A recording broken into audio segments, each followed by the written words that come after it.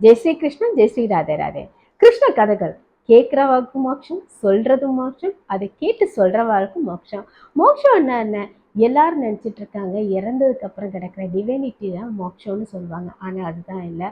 சம்பல் சமர்த்தியோட, ஆயுள் ஆரோக்கியத்தோட, புத்திர பௌத்திராதிகளோட தர்மத்தோட வாழ்றதான் உண்மையான மோட்சம். தன்னோட பக்தனுக்காக தன்னோட ஐடென்டிட்டியை மாத்தின பகவான். அது ஃபேமஸான ஒரு க்ஷேத்திரத்தை பற்றி தான் இன்னைக்கு நான் உங்க முன்னாடி சொல்ல போறேன். சாட்சாத் குருவாயூரப்பனோட க்ஷேத்திரத்தை பற்றி.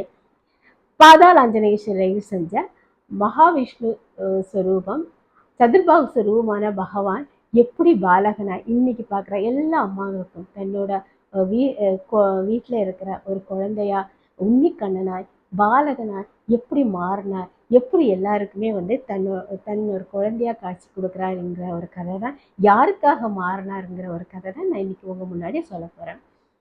பகவான் மகாவிஷ்ணு ஸ்வரூபமான பகவானோட விக்கிரகம் பாதாளாஞ்சனேய சிலை செஞ்சது. அது பிரம்மா பூஜை பண்ண அதே விக்கிரகத்தை சுதாபஸ் பிரஷ்னி பூஜை பண்றாரு. அதுக்கப்புறம் கஷ்யபரும் அதிதியும் பூஜை பண்றாரு. அதுக்கப்புறம் தேவகியும் வசுதேவரும் பூஜை பண்றாரு. அதுக்கப்புறம் பகவான் துவாரகையில இருந்து பூஜை பண்றாரு.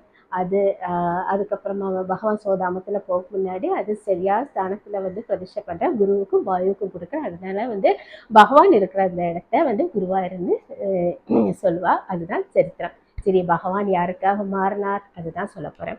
மலபார்ல பூந்தான திருமேனி அது சிரேஷ்டமான ஒரு பக்தர் இருந்தார். பகவானோட அது சிரேஷ்டமான பக்தர்.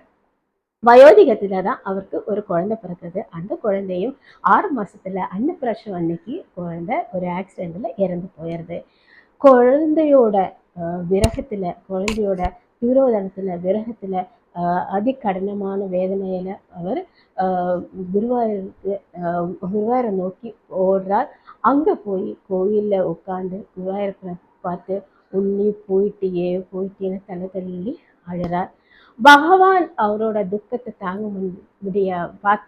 முடியாம பகவான் ஒரு பாலகனாய் மாறி உன்னிக்கண்ணனாய் மாறி அவரோட மடியில உட்கார்ந்து அவரை கட்டி அணைச்சிட்டு அவருக்கு இது சமாதானத்தை கொடுறார். அப்பா அப்பான்னு கொஞ்சியே அவருக்கு சமாதானத்தை சொல்றார்.